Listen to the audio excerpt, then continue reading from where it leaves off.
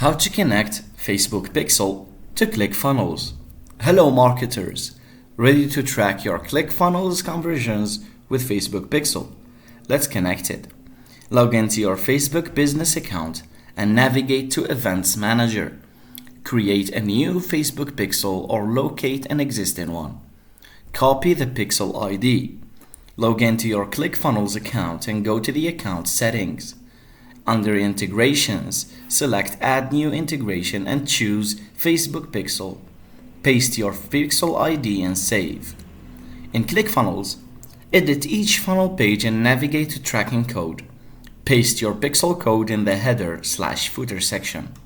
Use Facebook's Pixel Helper browser extension to verify that the Pixel is installed correctly on your ClickFunnels pages. In Facebook Events Manager, monitor Pixel events to ensure they're tracking correctly. Congratulations, you've successfully connected your Facebook Pixel to ClickFunnels, allowing you to track conversions and optimize your marketing campaigns.